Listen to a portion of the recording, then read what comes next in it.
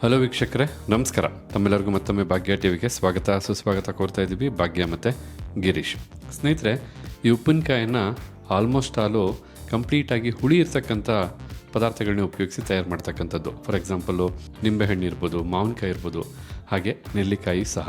ಇವತ್ತಿನ ವಿಡಿಯೋದಲ್ಲಿ ನೆಲ್ಲಿಕಾಯಿಯ ಉಪ್ಪಿನಕಾಯಿಯನ್ನು ಭಾಳ ಸುಲಭವಾಗಿ ಯಾವ ರೀತಿ ಮಾಡೋದು ಅಂತ ತಿಳಿಸ್ಕೊಡ್ತಾ ಇದ್ದೀವಿ. ಉಪ್ಪಿನಕಾಯಿ ಅಂತ ಹೇಳಿದ್ರೆ ಸಾಕು, ಅದರಲ್ಲೂ ನೆಲ್ಲಿಕಾಯಿ ಅಂತ ಹೇಳಿದ್ರೆ ಸಾಕು, ಬಾಯಲ್ಲಿ ನೀರು ಉರೋದು ಗ್ಯಾರಂಟಿ. ವಿಡಿಯೋನ ಕೊನೆವರೆಗೂ ನೋಡಿ, ಖಂಡಿತ ತುಂಬ ಚೆನ್ನಾಗಿರುತ್ತೆ ಅಂತ ಹೇಳ್ತಾ ಆಗಿರೋ ಬನ್ನಿ ನೆಲ್ಲಿಕಾಯಿ ಉಪ್ಪಿನಕಾಯಿ ಮಾಡೋದಕ್ಕೆ ಶುರು ಮಾಡೋಣ. ಮೊದಲಿಗೆ ತಾವಿಲ್ಲಿ ನೋಡ್ತಾ ಇರ್ಬೋದು, ಅರ್ಧ ಕೆಜಿಯಷ್ಟು ನೆಲ್ಲಿಕಾಯಿನ ನೀಟಾಗಿ ತೊಳೆದು ಹಾಗೆ ಒಂದು ಕಾಟನ್ ಬಟ್ಟೆನಲ್ಲಿ ಒರೆಸಿ ಬಟ್ಲಿಗೆ ಹಾಕಿರ್ತಕ್ಕಂಥದ್ದು. ಈ ನೆಲ್ಲಿಕಾಯಿ ತಿನ್ನೋದಕ್ಕೆ ಬಹಳ ರುಚಿಯಾಗಿ ಹುಳಿಯಾಗಿರುತ್ತೆ. ಇದರಲ್ಲಿ ಉಪ್ಪಿನಕಾಯಿ ಮಾಡಿದ್ರಂತೂ ಅದ್ಭುತವಾಗಿರುತ್ತೆ. ಈಗ ನೆಲ್ಲಿಕಾಯಿ ಉಪ್ಪಿನಕಾಯಿಗೆ ಬೇಕಾದಂಥ ಕೆಲವೊಂದು ಪದಾರ್ಥಗಳನ್ನ ಹುರಿದು ಪುಡಿ ಮಾಡ್ಕೋಬೇಕಾಗತ್ತೆ. ಈಗ ಪದಾರ್ಥಗಳನ್ನ ಹುರಿಯೋದಕ್ಕೋಸ್ಕರ ಸ್ಟವ್ ಮೇಲೆ ಒಂದು ಬಾಣಲಿನ ಇಟ್ಟು ಬಾಣಲಿಗೆ 1 ಟೇಬಲ್ ಸ್ಪೂನಷ್ಟು ಜೀರಿಗೆ ಕಾಳು, ಸರಿಸುಮಾರು 1 ಟೀ ಸ್ಪೂನಷ್ಟು ಸಾಸಿವೆ, ಹಾಗೆ 1 ಟೀ ಸ್ಪೂನಷ್ಟು ಮೆಂತ್ಯ ಕಾಳನ್ನು ಹಾಕಿ 2 ರಿಂದ 3 ನಿಮಿಷಗಳ ಕಾಲ ಲೋ ಫ್ಲೇಮ್ನಲ್ಲೇ ಈ ಪದಾರ್ಥನೆಲ್ಲ ಹುರ್ಕೋಬೇಕಾಗತ್ತೆ. ಈ ಪದಾರ್ಥಗಳನ್ನ ಹುರಿತಕ್ಕಂಥ 2-3 ನಿಮಿಷನೂ ನೀಟಾಗಿ ಎಡೆಬಿಡದೆ ಈ ರೀತಿ ಮಿಕ್ಸ್ ಮಾಡ್ತಾನೆ ಹುರಿಬೇಕು.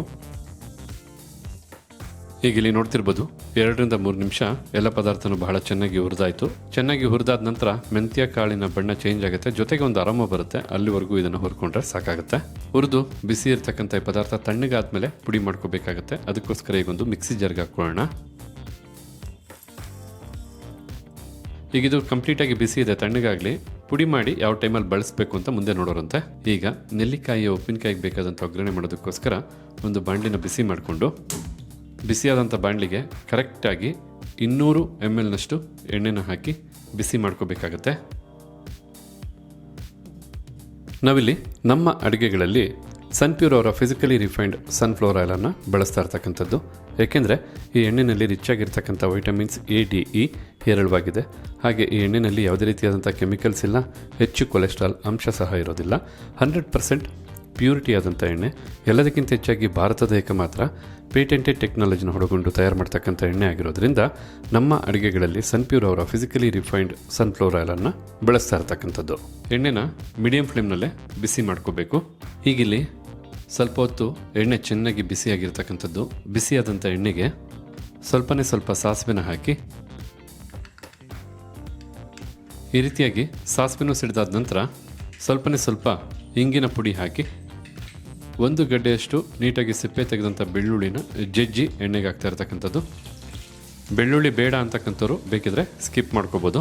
ಈಗ ಅರ್ಧ ಕೆಜಿಯಷ್ಟು ನೆಲ್ಲಿಕಾಯಿನ ಎಣ್ಣೆಗೆ ಹಾಕಿ 5 ನಿಮಿಷಗಳ ಕಾಲ ನೆಲ್ಲಿಕಾಯಿನ ಎಣ್ಣೆಯಲ್ಲಿ ಫ್ರೈ ಮಾಡ್ಕೋಬೇಕಾಗತ್ತೆ. ಎಣ್ಣೆ ಬಿಸಿ ಇರುತ್ತೆ, ನೋಡಿಕೊಂಡು ನಾಜೂಕಾಗಿ ನೆಲ್ಲಿಕಾಯಿನ ಹಾಕ್ಕೊಳ್ಳಿ. ಏಕೆಂದರೆ ಎಣ್ಣೆ ಹೇಗಿರ್ತಕ್ಕಂಥ ಪ್ರಮೇಯ ಇರುತ್ತೆ, ನಾಜೂಕಾಗಿ ಎಣ್ಣೆಗೆ ಹಾಕಬೇಕಾಗತ್ತೆ. ಈ ಸಮಯದಲ್ಲಿ ಸ್ವಲ್ಪ ಕರಿಬೇವಿನ ಸೊಪ್ಪನ್ನು ಹಾಕಿ 5 ನಿಮಿಷಗಳ ಕಾಲ ಮೀಡಿಯಂ ಫ್ಲೇಮ್ನಲ್ಲೇ ಚೆನ್ನಾಗಿ ಎಣ್ಣೆಯಲ್ಲಿ ನೆಲ್ಲಿಕಾಯಿನ ಹುರ್ಕೋಬೇಕು. 5 ನಿಮಿಷ ಎಣ್ಣೆಯಲ್ಲಿ ನೆಲ್ಲಿಕಾಯಿ ಹುರ್ಕೊಳ್ಳೋದ್ರಿಂದ ಗಟ್ಟಿ ಇರ್ತಕ್ಕಂಥ ನೆಲ್ಲಿಕಾಯಿ ಸ್ವಲ್ಪ ಸಾಫ್ಟ್ ಆಗುತ್ತೆ, ತಿನ್ನಬೇಕಾದ್ರೆ ತುಂಬ ಚೆನ್ನಾಗಿರುತ್ತೆ. ಯಾವುದೇ ರೀತಿಯಾದಂಥ ಉಪ್ಪಿನಕಾಯಿ ಮಾಡಿದ್ರು ಅಲ್ಲಿ ಎಣ್ಣೆ ಬಹಳ ಮುಖ್ಯ ಪಾತ್ರ ವಹಿಸುತ್ತೆ. ಏಕೆಂದರೆ ಬಹಳ ಲಾಂಗ್ ಟೈಮ್ವರೆಗೂ ಇದನ್ನು ಸ್ಟೋರ್ ಮಾಡಿ ಇಡಬೇಕಾಗಿರೋದ್ರಿಂದ ಬಿಸಿಯಾದಂಥ ಎಣ್ಣೆ ಉಪ್ಪಿನಕಾಯಿ ಜೊತೆ ಬೆರೆಯಲೇಬೇಕು. 4 ರಿಂದ 5 ನಿಮಿಷ ಬಿಸಿಯಾದಂಥ ಎಣ್ಣೆಯಲ್ಲಿ ನೆಲ್ಲಿಕಾಯಿನೆಲ್ಲ ಚೆನ್ನಾಗಿ ಹುರಿದಾಯಿತು. ನಂತರ ಈ ಸಮಯದಲ್ಲಿ ಫ್ಲೇಮನ್ನು ಆಫ್ ಮಾಡ್ಕೊಳ್ಳೋಣ. ನೋಡಿ, ಒಂದೇ ಒಂದು ನೆಲ್ಲಿಕಾಯಿನ ತೊಗೊಂಡು ನಿಮಗೆ ಇಲ್ಲಿ ತೋರಿಸ್ತಾ ಇರ್ತಕ್ಕಂಥದ್ದು ಯಾವ ರೀತಿಯಾಗಿ ಬೆಂದಿದೆ ಅಂಥೇಳಿ. ಅದಕ್ಕೆ ನೆಲ್ಲಿಕಾಯಿ ಎಣ್ಣೆಯಲ್ಲಿ ಬೆಂದು ಸಾಫ್ಟ್ ಆಗಿರ್ತಕ್ಕಂಥದ್ದು. ಈಗ ಕಂಪ್ಲೀಟಾಗಿ ಬಿಸಿ ಇರ್ತಕ್ಕಂಥ ನೆಲ್ಲಿಕಾಯಿ ಎಣ್ಣೆ ಎಲ್ಲ ತಣ್ಣಗಾಗಬೇಕಾಗತ್ತೆ. ಈಗ ಇಲ್ಲಿ ಸ್ವಲ್ಪ ಹೊತ್ತಿನ ನಂತರ ಕಂಪ್ಲೀಟಾಗಿ ಬಿಸಿ ಇದ್ದಂಥ ಎಣ್ಣೆ ಆಗ್ಬೋದು ಅಥವಾ ಹುರಿದಂಥ ನೆಲ್ಲಿಕಾಯಿ ಆಗ್ಬೋದು ತಣ್ಣಗಾಗಿರ್ತಕ್ಕಂಥದ್ದು. ಹಾಗೆ ತಾವಿಲ್ಲಿ ನೋಡ್ತಾ ಇರ್ಬೋದು, ಆಗಲೇ ನಾವು ಜೀರಿಗೆ, ಸಾಸಿವೆ, ಮೆಂತ್ಯನ ಹುರಿದಿದ್ವಲ್ಲ, ತಣ್ಣಗಾದ್ಮೇಲೆ ಪುಡಿ ಮಾಡಿಕೊಂಡು ಆ ಪುಡಿನೂ ಸಹ ಈಗ ಬಾಣಲಿಗೆ ಹಾಕ್ಕೊಳ್ತಾ ಇರ್ತಕ್ಕಂಥದ್ದು.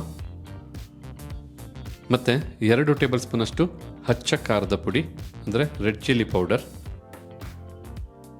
ಜೊತೆಗೆ 1 ಟೀ ಸ್ಪೂನಷ್ಟು ಅರಿಶಿಣದ ಪುಡಿ, ಉಪ್ಪು ಸರಿಸುಮಾರು 2 ಟೇಬಲ್ ಸ್ಪೂನಷ್ಟು ಬಳಸ್ತಾ ಇರ್ತಕ್ಕಂಥದ್ದು. ಪುಡಿ ಉಪ್ಪನ್ನು ಬಳಸ್ತಾ ಇರ್ತಕ್ಕಂಥದ್ದು. ಬೇಕಿದ್ರೆ ತಾವು ಕಲ್ಲುಪ್ಪು ಬೇಕಾದ್ರೂ ಬಳಸ್ಬೋದು, ಆಮೇಲೆ ಕರಗುತ್ತೆ.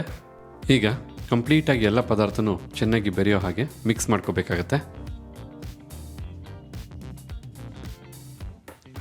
ಈಗಿಲ್ಲಿ ಕಂಪ್ಲೀಟಾಗಿ ಎಲ್ಲನೂ ಸಹ ಬೆರೆಸಾಯಿತು. ಈಗ ನೆಲ್ಲಿಕಾಯಿ ಉಪ್ಪಿನಕಾಯಿ ಸಿದ್ಧವಾಗಿರ್ತಕ್ಕಂಥದ್ದು. ಇದನ್ನು ಬಹಳ ದಿನದವರೆಗೂ ಸ್ಟೋರ್ ಮಾಡಿಡ್ಬೋದು. ನೀವು ಇದನ್ನು ಸ್ಟೋರ್ ಮಾಡಾದಮೇಲೆ ಒಂದು ದಿನ ಆದಮೇಲೆ ರುಚಿ ನೋಡಿ ಉಪ್ಪು ಅಥವಾ ಖಾರ ಏನಾದ್ರು ಹೆಚ್ಚು ಬೇಕಾದರೆ ತದನಂತರ ಸಹ ಆ್ಯಡ್ ಮಾಡಿ ಮಿಕ್ಸ್ ಮಾಡ್ಕೋಬೋದು. ಕಂಪ್ಲೀಟಾಗಿ ನೆಲ್ಲಿಕಾಯಿ ಉಪ್ಪಿನಕಾಯಿ ಸಿದ್ಧವಾದ ನಂತರ ನೋಡ್ತಾ ಇದ್ರಲ್ಲ ಎಷ್ಟು ಚೆನ್ನಾಗಿದೆ ಅಂತ. ಖಂಡಿತ ಎಂಥರಿಗೆ ಆಗ್ಬೋದು, ತಿನ್ನಬೇಕು ಅಂತ ಆಸೆ ಆಗುತ್ತೆ, ಬಾಯಲ್ಲಿ ನೀರು ಉರೋದು ಸಹಜ.